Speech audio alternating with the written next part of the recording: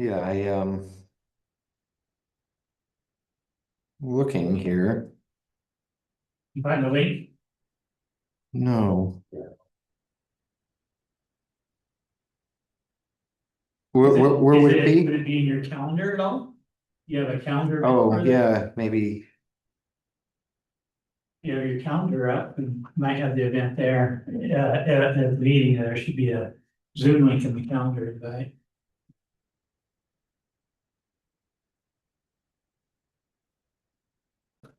It's 5:30 on February 11th. Call this meeting to order. Everyone, thank you for rising. Pledge allegiance to the flag here. I pledge allegiance to the flag of the United States of America, to the republic for which it stands, one nation, under God, indivisible, with liberty and justice for all. Thank you. Okay, any additions, deletions to the agenda? Anyone notice anything? Do you have any The only thing thing, you think we need to add? the only thing I know is we have to, Megan will not be here tonight, so that's the only thing I know of. Okay, I move I move we approve the agenda. second. All in favor? Aye. Aye.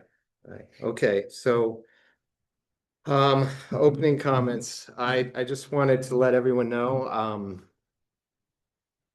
I asked Kurt not to come tonight. I said he'd be coming to a room of people that wanted to mourn with him. And we will all get that opportunity. But we'll just do it outside these walls, and the hopes is that we can get through a meeting without him, and then we can move forward with business as usual, with our focus being on the district. And his intent was to come, but he 100% agreed, and so I just wanted to share that information with everyone. And that's all I have to say about that. I believe you'll want to say something as well too. I will let you know. I unfortunately will be leaving, and so I'll be passing this off to Jeff when I do. I have another business to attend to, but I did not want to miss being here for the Scholl family and the district.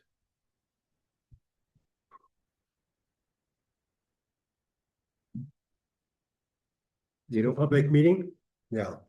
you don't feel obligated to. No, this is a public meeting, and so anything we say tonight will be recorded and available to the public, and I can't imagine we say anything inappropriate. I am most grateful for the leadership of the people in the district office, Joe, Lorna, Amy, the principals. But this doesn't lessen the pain that we feel. Before we begin tonight's meeting, I want to acknowledge the profound loss within our school district. As many of you know, Kurt was recently involved in a serious car accident. He sustained injuries and is currently recovering. However, his spouse, Kelly Scholl, passed away as a result of the accident. This is an unimaginable loss for Kurt and his family. On behalf of the Sister School Board and our entire district, we extend our deepest condolences and surround the Scholl family with our care, compassion, and support during this time of recovery. As we move forward with tonight's meeting, we do so with heavy hearts, grounded in the strength and unity that defines our outlaw community. We thank you for keeping the Scholl family in your thoughts. We are meeting tonight with a very limited agenda. We want to express our support for Kurt and the kids, and we will move forward. We will have opportunities for other people to make comments in the community comments section, and that's enough. Thank you. Thank you, sir. I'm in charge. You're Okay. Any other community members want to make a comment? Sure. Don, I think you can sit right there. You don't need to get up. Good. Don Hedrick lives, It's hard for me to get up, so that's good. Well, I thought I'd come tonight and give everybody a little history of how Kurt became our superintendent, especially for the new board members and anyone else in the community who is not familiar. When our former superintendent, Jim Golden, resigned, we hired a headhunter to find candidates for superintendent. And he did a great job. We had 42 applicants. And we had a citizens committee of 33 people to sift through all those applications. And everybody in the committee read all the applications. And we decided to interview 10 people. And of course, Kurt was one of those. And we finally narrowed it down to 2 people. And Kurt came out as a unanimous choice to be our superintendent. And then in conducting his first contract with him, started out in my pickup truck, and which was a kind of strange for a superintendent interview, but at any rate, we had a good time developing his contract. And since he's been our superintendent, which is now 10 years, Sister School District is consistently, well, first of all, there are 197 school districts in Oregon. And Sisters is consistently ranked in one of the top 10. And that's largely because of his leadership and of course the staff and the community and the contacts that we have made in the community and community partners. And of course, he's still with us, and I hope he will be for some time to come. So that's all I have, Joe. thank you. Stop. Thank you. Any other comments? Yes. Yes. My eyes don't focus, so you can't quite tell that I'm looking at you, but if I speak out you in your direction, I'm probably looking at you with one of my eyes. I want to make a proposal through the board. Okay. You can sit there, you can come up to the table. I'll stand up. You need to identify yourself and give us your address. Okay, my given name is Frank Christovich, but I go by Chris Christovich or Coach Chris. And my address is 69005 Barclay Place. And my proposal is, I would like to have the auditorium in Sisters High School named in honor of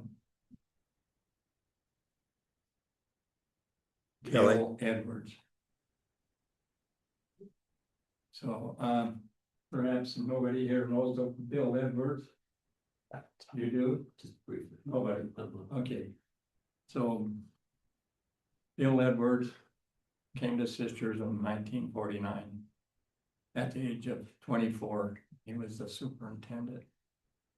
And it might be easier for me to give you what I proposed and and my background. Okay. Because I've been in the community for 52 years. I've been an assistant coach or a volunteer coach. And I worked with the city when in their LCDC. I was the chair of that for 2.5 years. So it'll probably be easier and less time consuming by this give each board member my thoughts. Thank you so much. You bet. Thank you. You bet. So I've got my email and phone number there if you want to talk to me. Thank you. Thank you. I know it's, might be a difficult thing. Thanks.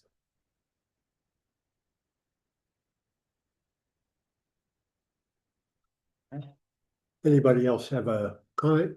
It's good. Go ahead. Just for general information, there will be another Starting Out concert this spring, April 11th, and tickets go on sale tomorrow morning in AM.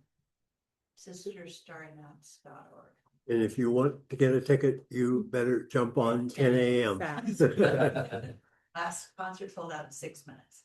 Oh, Yeah, well, is that what you asked? Nice. Oh, price, they start at 125, go down to 90. okay, thank you very much. Any other comments? Okay, let's move on to finance report, Sherry.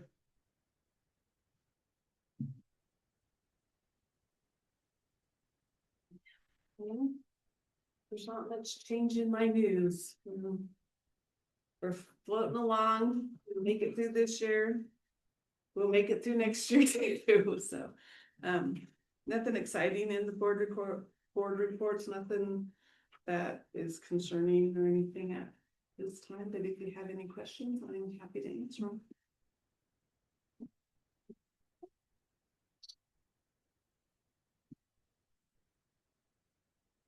Hearing none, I think you're All right. excused. I do wanna announce, you will all be getting that email shortly from the Michigan Government Ethics Commission. You're required to do a statement of economic interest annually, and they'll be sending that to you soon, so be watching for it, and it will come to your school district email address. Thank you. Thank you. Okay. That's right. Administrative reports.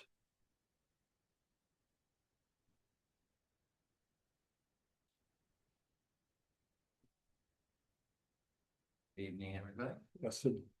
Jeff, thanks for your comments. Appreciate it.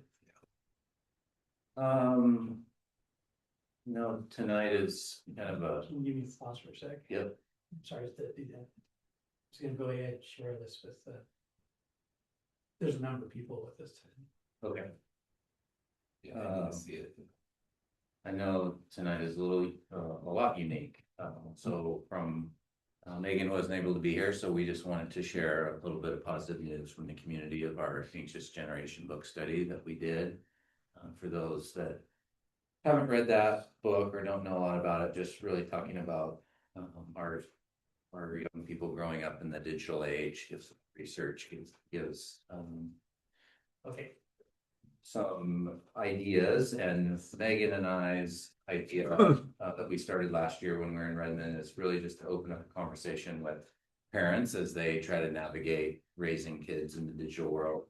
And Megan and I, our kids are in different places. Mine are in their 20s and hers are in that upper elementary lane, and so we have very different perspectives of raising our kids through, but really wanting to have a conversation with our community and our parents. And we were super excited. We had on our first meeting 27 parents that came.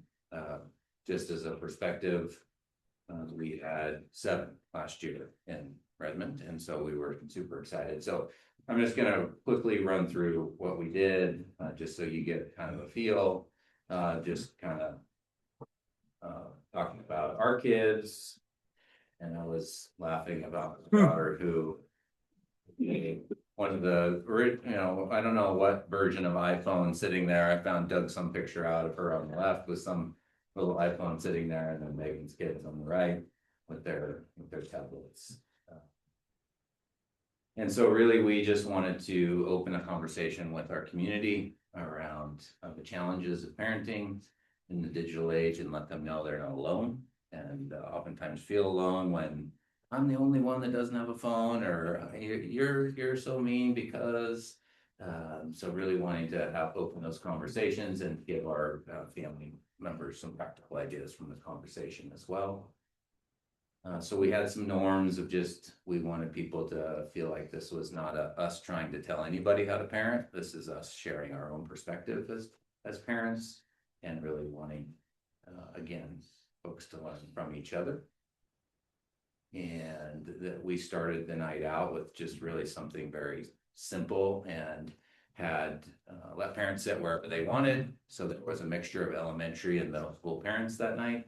And we asked them to just do some sticky notes of what they remember from their childhood, what that was like growing up, and then from their kids. And so really kind of an opener that was not this, again, making them feel like, hey, we're all here to learn together. So we had some good conversations with that. The beginning of the book really shares some research, and I know from me personally in reading it, I was like, oh my gosh, I did so many things wrong as a parent and wish I had a do-over, and shared that my perspective and gave parents an opportunity to share just their kind of how they felt about those first 110 pages. So this was all done in small groups throughout the library at the middle school. Then we had a list of questions that were just at their table. So these are a list of questions, and we just let parents at their table kind of decide what questions they wanted to talk about and let them go through that as a group. And again, we were just really facilitators walking around listening, and they were the ones working through these questions. And we had some scenarios that we were ready for. We didn't get to these, so we'll come back to these in the future, but these were some, real scenarios that maybe some people in this room have faced with their kids. Definitely resonate with some people in the audience for sure. And then kind of as we got towards the end, just really wanting to end on a positive note and having people share out what they felt encouraged about, what ideas that they had. And we took some time for parents in that kind of encouragement time to share out ideas of how they parent with their kids and digital devices. And what kind of where we ended, we were surprised at the end as we kind of wrapped up and set our next meeting. We probably had half the room stay and just talk casually and talk about sharing phone numbers with each other and making connections with parents. And we just felt super positive about that. Lots of families saying, hey, we need to band together and not feel alone in this. And when we make some common commitments about when we give our kids phones, and things like when we go have a sleepover at a friend's house, what are the commitments that we're having there? What are we going to share with parents and kids? And just really good conversations about parenting and in today's world. So we were excited by the evening, and our next book study is the 19th at the elementary school. And so we hope to have another good group. I think Megan already has 30 some RSVPs, and so we're excited to keep the conversation going throughout the community. So anyway, just wanted to share some positive, and anybody has any questions, happy to answer it. And I know, speaking for Megan, that she was hoping to be here, but yeah, just this was something we've been working on together. Thank you. Sounds to me like the sister's way. I did want to say thank you. Sorry. It's a great conversation to have. And also I really appreciate the outreach to the families to get them involved, so they know both the school's perspectives or perspectives on these things. There's a lot of conversation in the community about screens and access and the amount of time that people are spending, children, but specifically our children are spending both in school and out of school. And I think it's nice to make sure that we're having that conversation within the context of this district, so they understand where we are coming from, and also help reflect what the values that they need that they can have as well to help to support it in both environments. So one we just would appreciate from all of your lines, if people are asking, we obviously would love for that they read the sections of the book we're going to talk about, but ultimately we want them in the room for the conversation. So as you're hearing or talking to people and listening, if they say, I've never read the book, can I go? Yes, you can go. And we want you to come and be a part of it. And there'll be lots of conversation they can engage in just from their experience. So please pass the word. And, oh, sorry. Go ahead. No, you, please. I just have one question. Do you find most of the families that are there are having trouble keeping their boundaries with their screen time with that peer pressure from other kids? Or did you feel like there was movement from people changing their views of how screen time? Probably both. I would say there was, most people there had some form of a boundary that felt pressed or pushed by their kids at some point. And others were listening and taking notes and thinking about how they could maybe do some things differently and set some different boundaries, or hey, I'm not alone, so I'm like, this is what I want to do, I'm going to hold firm to that. So yeah, I would say definitely both. And again, that was one of our real important messages, was this is not us telling you how to parent, this is us wanting to have the conversation and saying it's hard to be a parent now in this age, and it's hard to be an educator and with the digital age as well. And so just sharing that thinking. So yeah, both. And just to follow up, the note I saw here was that the book is available at the library, through Amazon, and at Paulina Springs. Mm-hmm. Okay. And Paulina Springs is giving a discount if you go there. Okay. Fantastic. Thank you. Yeah. Thanks.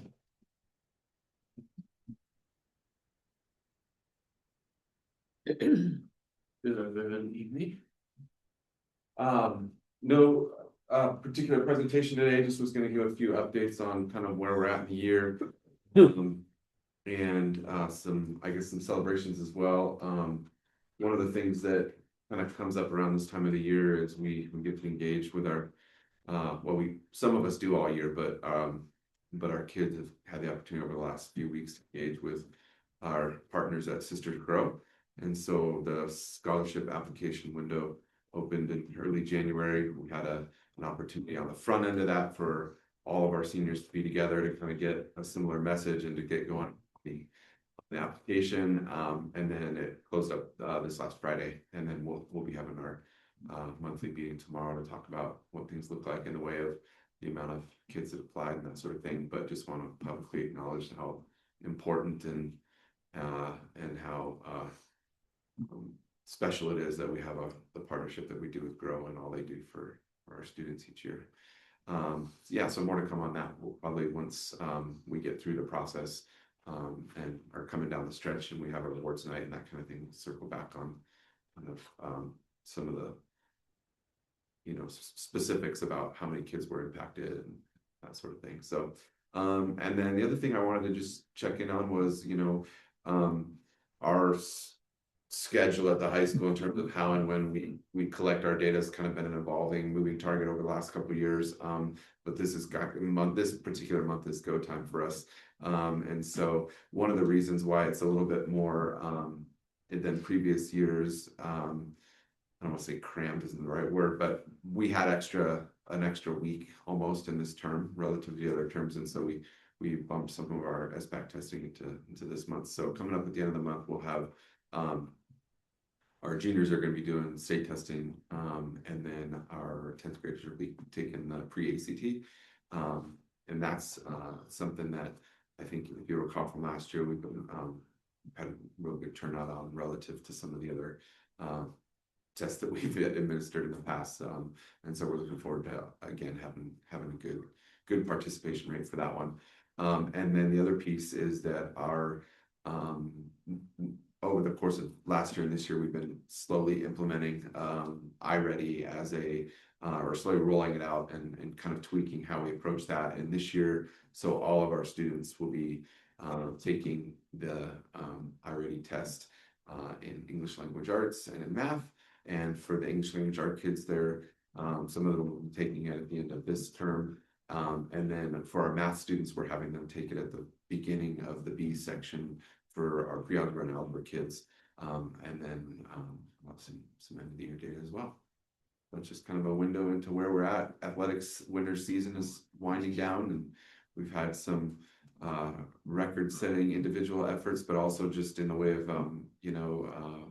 our teams competing and having banner years. So it's been a very successful season on a variety of fronts. Any questions for the school? Yeah, I have one quick one. You indicated Grow closed for applications as of last Friday. Yeah. Was that only for, was that for seniors and for Yeah, seniors? just for seniors. Okay, Yeah, I just want to yeah. make sure, because I do know that they do offer scholarships to other. Yeah, so the stuff that they work on typically like with Roundhouse, you know, where they'll do opportunities for kids that are pursuing things over summer and that kind of thing. It's a different timeline. Okay, Yeah, okay, so this great. one was just specifically for seniors. Cool. Any other questions? The other one I had, sorry, Fire away. iReady, so that's all grades, you said all? No, schools? just ninth grade. Just ninth? Yeah, grade. ninth grade. Okay. Yeah, so basically we have our snapshot for 11th graders is the state testing, you know, Right. which only happens once, and then for 10th graders the pre-ACT, and then for 9th we chose to continue iReady partly because students are so familiar with it and they've gotten used to it, and so as 9th graders, I think it'll be a little bit of a. Last year we got this effect of, oh, we thought that was something we had stopped at middle school. So it was a little bit of a surprise that they were, because it was the first year that we'd done it. And I just don't think there was a lot of, you know, talk about the fact that we were going to continue on to 9th grade. But it was just one of the things that coming off a few years ago, a couple of years ago, coming off the accreditation process that were just, you know, it was something that we thought we needed to improve, is just having, you know, a variety of different ways that we can check in on how we're doing and what's working. So, and it was pretty powerful last year in ours, particularly in our pre-algebra classes. You know, students that have, you know, gotten high school and maybe are behind a bit in terms of their grade level in math, to see how much growth you can make even just in a single term. And it's just empowering because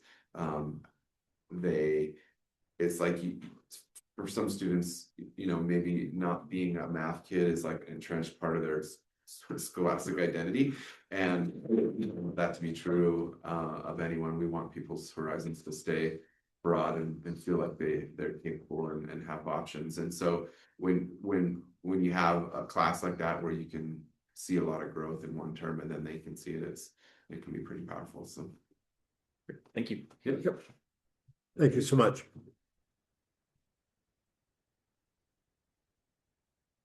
Laura. No. I also do not have a PowerPoint today. I thought I would just fill you in on what I'm working on right now. So the sister school district right now is in cyclical monitoring, our special education goes through ODE. This happens once every 3 years. And there's 3 parts to the monitoring. The first part is a workbook that I have to submit that matches the criteria that ODE, Department of Education, is looking for to meet. It's about 30 different criteria on our files. So I submitted the workbook a couple weeks ago. It got accepted by ODE. So the hard part starts now. I have a deadline for next Friday. And we have to upload all of our files to make sure that we're meeting all the federal compliance. So, and also cross-referencing basically every minute of service on the students that have an IEP, proving that the students are actually receiving the service. So it's cross-referencing the IEP with a teacher schedule, with the master schedule, with an EA schedule, and documenting the fact that that it's the intervention is happening, the minutes match the minutes on the IEP, the curriculum that we're using matches the goal that is written in the IEP. It's a very comprehensive collection of artifacts to prove that our students are receiving the services that are outlined in the IEP, that we are delivering what we said we were going to deliver. So hopefully I will get all those files submitted. We're just in the process of organizing them right now. Ruth Barrios, my special education secretary, has been working really hard on getting all of them labeled and documented so that it's very clear to ODE that we have full compliance on every student. So getting that going, hopefully we'll be submitting by next Friday. And then we wait and ODE reviews the files. And then if there are any corrections, then we have until the end of the school year to correct them. So it could be me having to create professional development for all of the special ed team to show that we're mitigating the corrections that need to be made. It could also be running IEP meetings to fix errors if there are errors in the IEPs. We're on track to meeting all the compliance pieces, but that's really been the focus that I'm working on right now. Yeah, and then once we complete this, we'll have 3 years and then do the cycle all over. Yeah, so that's my world. Any questions? How many hours have you put into this? It's actually, I have been preparing for it, so I can't really say that it's been a big crunch because in all honesty, I knew this was coming. So a year ago in small bits, we have been preparing for it. We've brought in specialists to train a year ago to train our special ed team to make sure, just to review, we have some new teachers, we have some veteran teachers, but still just reviewing how to write a good IEP. What are the pieces that we have to include in an IEP? So we really have been preparing for it. And then at our special ed meetings all year, running up until now, we've kind of been backwards planning. So making sure that teachers have good schedules, that we have all the details documented. So that when we get to this point, it's not as difficult as it could have been if we weren't working towards it. Okay, Good job. Yeah. Oh, thank you. Yeah. thank you. Any questions? I guess I would just ask, do you expect to have any findings, like in the last round of this review, were there any, like just? Yeah, so the last time that we did this review, I was really proud of what we submitted to ODE, and there were a couple categories where we had 97% compliance, which I was pretty proud of. But even that, you still have to go back and you have to prove that you mitigated the corrections. So it's a couple of the errors were very simple to fix. For instance, making sure that we're inviting the student to the IEP meeting when they're in high school. I mean, so simple things like that. But for the most part, we had a really great compliance review last time. Yeah, that's it. Thank you very much. We have in our packet the enrollment report. We are down a little bit in each one of our 3 schools. The new pattern for us. Typically, we have rebounded in the late winter months, and we haven't done that in the last couple of years, so that's hard. Okay, next item on our agenda is to solicit budget committee applications. Amy, how many slots do we have to fill? Okay. Find out, first of all, if those people that their election is coming up, they want to rerun. Okay. But yes, there will be 3 terms that are open. And will we put a notice in There the? is, already, I think we already did that. I haven't put one in on this. Okay. Okay. It will. Okay, good. Wrote it though, I think I submitted it to, I don't remember. Yeah. Let's look tomorrow. we'll thanks it then. We'll get it in there for sure. Yeah. Okay. Now, we get extraordinary people who come to serve on our budget committee. We're blessed in so many ways. Okay, we will need to declare an executive session to review a property purchase of this building. I think we will move rather slowly on that until Kurt gets a little more involved, but we need to take a look at it tonight, and that is a privileged thing. So based on ORS 1926602E, dealing with property transactions, we will now move into executive session, and you are excused. You can return if you want to the final reading of the minutes and those things, but That's not very exciting. So, thank you all for being here. It is great to have good community support in these tough times.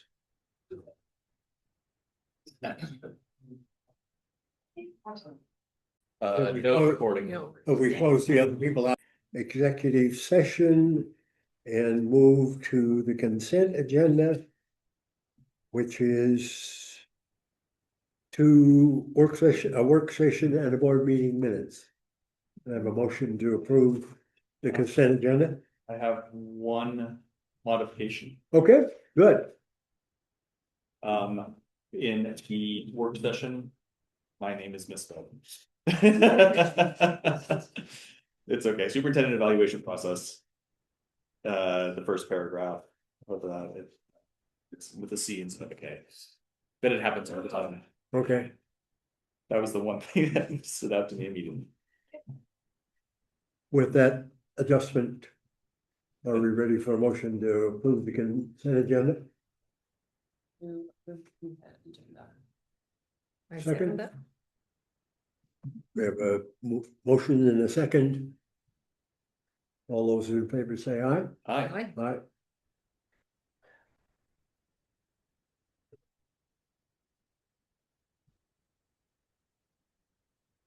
It's a difficult time. We have good people in our buildings. People have done a great job of rallying around and keeping the ship afloat, and my sense is that Kurt will be back in the office fairly soon.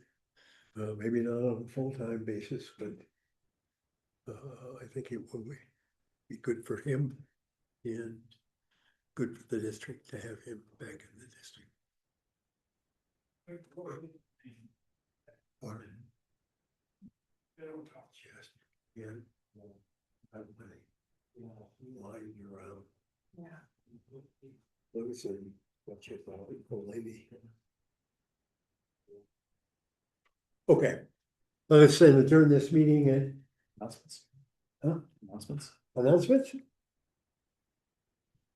Okay. Regular board meeting, 4th of March, executive session on property and superintendent evaluation on the 4th of March. Let us then adjourn this meeting tonight, and I thank you all for your support and being here. Yeah, Jeff. Yep.